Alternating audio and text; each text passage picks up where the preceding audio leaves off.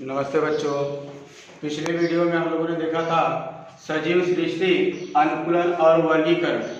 उसी के अंतर्गत हम लोगों ने अनुकूलन के बारे में देखा था कि अनुकूलन क्या होता है।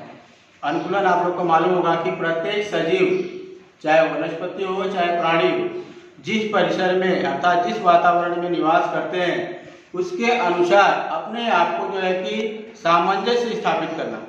अगर जो सजीव वहाँ पे अपना सामंजस्य स्थापित कर लेता है तो समझिए जो है कि वो अपना जो है कि जीवन का निर्वाह कर सकता है, नहीं तो वहाँ पे वो समाप्त हो जाएगा। ये हम लोगों ने देखा था। इसके अलावा हम लोगों ने देखा था कि जलीय वनस्पतियों में किस प्रकार से अनुकूलन हो रहा है और मरुस्थलीय वनस्पतियों में किस प्रकार अनुकूलन होता है। मेरे प्यारे बच्चों, ये हम लोग जो है कि पिछले वीडियो में हम लोगों ने देखा था। उसी के आगे आज हम लोग देखेंगे कि हिम प्रदेश की वनस्पतियों में अनुकूलन, कि हिम प्रदेश में अर्थात जो है कि बर्फीले क्षेत्र में पाए जाने वाले जो वनस्पतियां हैं वो अपना जो है कि अनुकूलन किस प्रकार जो है कि स्थापित करती है। क्योंकि आपको मालूम होगा वहाँ पे कड़ाके की जो है कि ठंड पड़ती है, हमेशा बर्फ गिरते रहती है। अब इसके मतलब कि बर्फ और जो है कि इस ठंड से बचने के लिए इन वनस्पतियों में क्या क्या परिवर्तन होते हैं उसको हम लोग देखेंगे। तो मेरे प्यारे बच्चों, जो आपको यहाँ पे पहला आपको दिखाई दे रहा है कि हिम प्रदेश की वनस्पतियां सूर्य का प्रकाश प्राप्त करने के लिए अधिक ऊंचाई तक बढ़ती हैं। आपको मालूम होगा मेरे प्यारे बच्चों कि जो बर्फीला क्षेत्र होता है वो पहाड़ी नुमा क्षेत्र होते हैं। अब ऐसे क्षेत्रों में अगर वनस्पतियां अगर मालूम वहाँ पे छोटी छोटी अगर पाई जाएंगी तो उनको मालूम है सूर्य का प्रकाश नहीं मिलेगा, और इसीलिए इस प्रदेश में जो पाए जाने वाले जो वनस्पतियां हैं उनको सूर्य का प्रकाश आवश्यक है, क्योंकि बिना सूर्य के प्रकाश के उनका भोजन का निर्माण नहीं हो सकता। तो उस सूर्य के प्रकाश को प्राप्त करने के लिए ये वनस्पतियां खूब ऊंची ऊंची बढ़ती हैं, अर्थात अधिक ऊंचाई तक बढ़ती है। इसके अलावा इस प्रदेश की वनस्पतियों की पत्तियां सूच्याकार अर्थात सूचीपर्णी होती हैं, अर्थात सुई के नोक जैसी नुकीली होती है। नुकीली होने से इनके ऊपर की जो बर्फ वगैरह होती है वो सब फिसल कर नीचे आ जाती है। उसी प्रकार इनकी जो टहनियां हैं, इनकी शाखाओं की रचना अवरोही क्रम में होती है। अवरोही, आरोही और अवरोही, ये दो बातें हैं। अवरोही जो होता है आपको मालूम होगा कि छोटे से बड़े की तरफ, अर्थात इनकी जो टहनियां हैं आपको मालूम होगा, जो शाखाएं हैं ऊंचाई पे आप देखेंगे तो एकदम मालूम है एकदम शंकु जैसा दिखाई देगी। उसके बाद धीरे धीरे वो क्या होती हैं, बढ़ती जाती हैं, अर्थात अवरोही क्रम में इनकी शाखाएं पाई जाती हैं। जिस प्रकार से आप लोग क्रिसमस ट्री देखे होंगे, एकदम ठीक इनकी जो की शाखाएं आप जो क्रिसमस ट्री के जैसा दिखाई देती है, अर्थात अवरोही क्रम में होती है। इसके अलावा इस प्रदेश की वनस्पतियों की छालें जो होती हैं वो मोटी होती है। ये वनस्पतियां मेरे प्यारे बच्चों, इनकी जो छालें होती हैं, सभी वनस्पतियों में छालें पाई जाती हैं। और आपको मालूम होगा लेकिन इस प्रदेश में जो पाए जाने वाले जो वनस्पतियां होती हैं उनकी जो छालें हैं ये बहुत मोटी होती है, जिसके कारण वो ठंडी में अपने आप को जो है कि सामंजस्य स्थापित कर लेती हैं, अर्थात अपने जीवन का निर्वाह करती है। तो मेरे प्यारे बच्चों, ये सारे पॉइंट्स मैंने जो बताए, ये सभी पॉइंट जिस वनस्पति के अंदर वहां पे है वह वनस्पतियां वहां पे जीवित हैं। इसमें से जो चीजें उसके अंदर नहीं पाई जाएंगी वहां की वनस्पतियां धीरे धीरे लुप्त हो जाएंगी, अर्थात वो अपना आपको जो है कि उस परिसर के अनुसार, उस परिवेश के अनुसार ढाल नहीं पाएंगी, अर्थात उनका विनाश हो जाएगा। तो ये सारी चीजें उसके अंदर पाई जाती हैं, इसीलिए ये वनस्पतियां उस बर्फीले क्षेत्र में अर्थात पहाड़ी क्षेत्रों में जीवित रहती है। जैसे आप लोग देखे होंगे देवदार का वृक्ष, चीड़ या पाइन, ये वृक्ष वहां पे पाए जाते हैं जिनकी ऊंचाई काफी अधिक होती है। तो मेरे प्यारे बच्चों, ये जो है हिम प्रदेश की वनस्पतियों के बारे में हम लोगों ने देखा।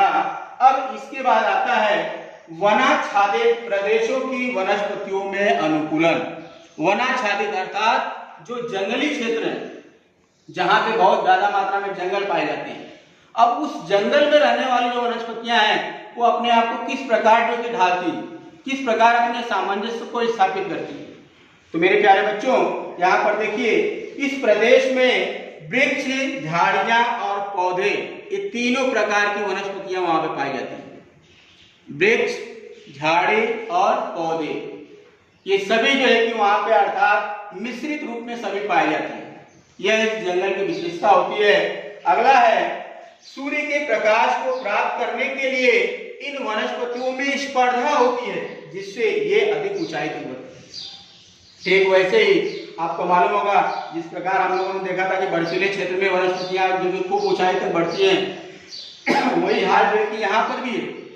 सूर्य के प्रकाश को प्राप्त करने के लिए इन वनस्पतियों के अंदर होड़ लग जाती है, अर्थात स्पर्धा होती है, और जिसके कारण ये वनस्पतियां काफी ऊंचाई तक बढ़ती है।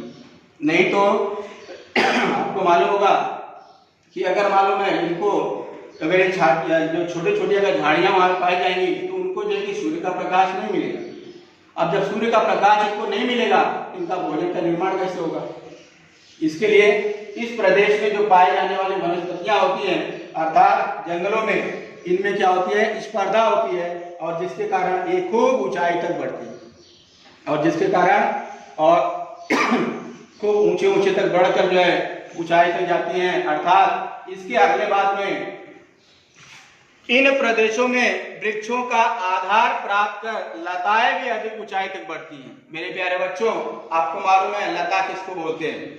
लता के बारे में आप सभी लोग जानते हैं कि ऐसी वनस्पतियां जिनको आधार की जरूरत पड़ती है, बिना आधार के नहीं बढ़ पाती, तो आधार की सहायता से बढ़ने वाले वनस्पतियों को हम लोग लताएं कहते हैं। जंगलों में लताएं भी पाई जाती हैं। ये लताएं जो है इन वृक्षों को पकड़कर खूब ऊंचाई तक बढ़ती है। अर्थात आप लोग देखे होंगे, वहां पे आप लोग गांव गए होंगे तो गांव में देखे होंगे कि करेले का जो है कि पौधा होता है, अर्थात वो लता है। सेम की जो है कि वो लता है, क्योंकि इसके लिए मालूम है आधार की जरूरत पड़ती है। इनको लगाने के लिए हम आधार जो है कि देकर जो है कि इनको जो है कि ऊंचाई पर रख देते हैं, जिसके कारण क्या होते हैं, उस आधार की सहायता से घूमते घूमते क्या होती है, ऊंचाई पे जाती है।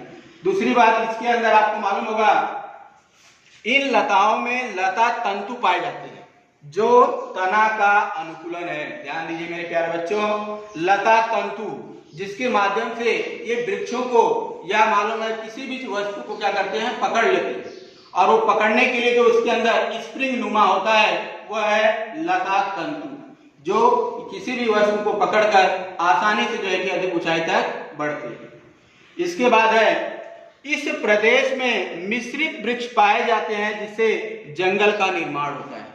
मेरे प्यारे बच्चों, यहाँ पे मैंने आपको शुरू में ही बता दिया था कि यहाँ पे जो है कि पौधा, वृक्ष और झाड़ियां, तीनों प्रकार की वो जो है कि वनस्पतियां इसके अंदर पाए जाते हैं। इसके अलावा और भी बहुत सारे जो पेड़ पौधे हैं, ये सब मिश्रित रूप में होते हैं। ऐसा नहीं कि कतारबद्ध हो, सब मिश्रित रूप में किसी भी आकार में पाए जाते हैं, और जिसके कारण वहां पे जंगल का निर्माण हो जाता है। और वहां पे इस प्रकार जो है वनस्पतियां जो है कि अपना अनुकूलन को स्थापित करती हैं। अर्थात आप लोगों को मैंने ये सारी बातें जो है कि बताया है, इन सारी बातों जिन जंगलों के अंदर पाई जाती हैं, अर्थात वहां पर पाए जाने वाले वनस्पतियों में पाया जा रहा है, वह वनस्पतियां वहां पे अनुकूलित कर लेती हैं। अदरवाइज वहां पे अनुकूलन नहीं कर पाएंगी, और अगर अनुकूलन नहीं कर पाए तो समझ लीजिए उनका विनाश हो जाएगा। तो ये वनाच्छादित प्रदेश की वनस्पतियों में अनुकूलन था। इसके बाद अगला है घास स्थल की वनस्पतियों में अनुकूलन, अर्थात जहां पे घासें पाई जाती है वो अपना अनुकूलन किस प्रकार स्थापित करती है। घासें आपको मालूम होगा अलग अलग क्षेत्रों में अलग अलग प्रकार से पाई जाती है। जैसे यहाँ पे आप लोग को मालूम होगा, घास स्थल की जो वनस्पतियों में बड़ी मात्रा में छोटी ऊंचाई वाली झाड़ियां और घास के विविध प्रकार पाई जाती है। घास स्थल की जो वनस्पतियां होती है मेरे प्यारे बच्चों, वहां पे छोटी छोटी झाड़ियां पाई जाती हैं और अनेक प्रकार की घासें पाई जाती हैं। ये झाड़ियां और घासें उस मैदानी क्षेत्रों में अर्थात घास के रूप में वहां पे पाए जाते हैं। इसके अलावा है अगला कि घासों में रेशेदार जड़ों द्वारा जमीन का क्षरण रोका जाता है। इस घासों के अंदर आप लोग को मालूम होगा कि रेशेदार जड़ें पाई जाती हैं, और ये रेशेदार जड़ें जो है किसी भी मिट्टी को अर्थात पकड़ के रखती है, और जिसके कारण मिट्टी को बांध के रखने से उस मिट्टी का क्षरण नहीं होता, अर्थात वह जमीन जो होती है बनी रहती है। अदरवाइज जहाँ पे घासें नहीं पाई जाती हैं वहां पे मिट्टी का कटाव अधिक मात्रा में होता है, और अधिक मात्रा में मिट्टी का कटाव होने से वहां की पूरी मिट्टी जो है बह जाती है। लेकिन जहाँ पे घासें पाई जाती हैं वहां पे जो है कि मिट्टी का कटाव अर्थात उसका क्षरण जो है रुक जाता है। इसके बाद है विषुवत वृत्तीय प्रदेशों में घासों की ऊंचाई अधिक होती है। मेरे प्यारे बच्चों, विषुवत वृत्तीय प्रदेशों में घास जो होती है खूब ऊंची ऊंची होती है। क्यों होती है? क्योंकि आपको मालूम होगा वहां पे वर्षा की मात्रा बहुत अधिक होती है। वर्षा की मात्रा अधिक होने से यहाँ पे जो घासें होती है खूब बड़ी बड़ी होती हैं और जिसके कारण वहाँ पे बड़े बड़े जो है कि जंगली प्राणी भी पाए जाते हैं। इस घासों की ऊंचाई के कारण वहाँ पर जो है बहुत सारे जो है कि जंगली प्राणी वहाँ पे छिप जाते हैं आसानी से और जिसके कारण जो है वो अपने जीवन का निर्वाह करते हैं। इसलिए विषुवत वृत्तीय प्रदेशों में घासों की ऊंचाई अधिक होती है। दूसरी बात, अगर हम ठंडे प्रदेश में अगर चले तो ठंडे प्रदेशों में कम ऊंचाई वाले घास के मैदान पाए जाते हैं, क्योंकि आपको मालूम होगा वहां पे कड़ाके की ठंड पड़ती है और उस कड़ाके की ठंड में ऊंची ऊंची जो है कि घासें नहीं पाई जाती हैं। वहां पे जो है छोटी छोटी घासें पाई जाती हैं और उस छोटी छोटी घासों में जो छोटे छोटे जानवर है जैसे खरगोश वगैरह हैं, ऐसे प्राणी उस जंगल में पाए जाते हैं अर्थात उस घासों में पाए जाते हैं, जिसके कारण वह वहां पे आसानी से छिप सकते हैं। इसके बाद है पहाड़ी ढलान, पठार व मैदानी प्रदेशों में बड़ी मात्रा में चारागाह पाए जाते हैं। मेरे प्यारे बच्चों, आपको मालूम होगा कि जो पहाड़ी ढलान है, पठारी भाग है, ऐसे जगहों पे आपको मालूम है कृषि कार्य नहीं होता है। ऐसी जो जमीनें होती हैं वह पूरी की पूरी जो है कि खाली होती है और ऐसे जगहों पर जो है कि बहुत बड़ी मात्रा में जो है कि चारागाह पाए जाते हैं अर्थात जानवरों को चराने के लिए वहां पे घासें पाई जाती है, जिसके कारण वहां पे लोग जो है कि अपने जानवरों को चराने के लिए ले जाते हैं। दूसरी बात जो है आपको मालूम होगा कि वहां पे जो है मैदानी प्रदेश होते हैं, जो मैदानी भाग होता है वो मैदानी भाग जो है कि एकदम विस्तृत रूप में फैला हुआ है और जहाँ पे जो है कि बड़े बड़े मात्रा में जो है कि वहां पे चारागाह पाए जाते हैं।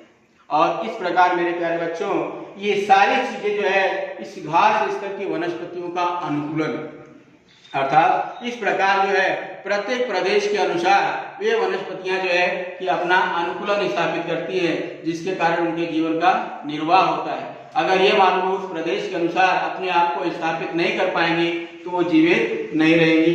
तो मेरे प्यारे बच्चों, इस वीडियो के अंदर हम लोगों ने इतनी सारी बातों के बारे में जाना कि इस प्रदेश में जो वनस्पतियां हैं किस तरह से अपना अनुकूलन स्थापित करती हैं, अर्थात हिम प्रदेश की वनस्पतियों में अनुकूलन किस प्रकार होता है, वनाच्छादित प्रदेशों की वनस्पतियों में अनुकूलन किस प्रकार हो रहा है, घास स्तर की वनस्पतियों में अनुकूलन किस प्रकार हो रहा है।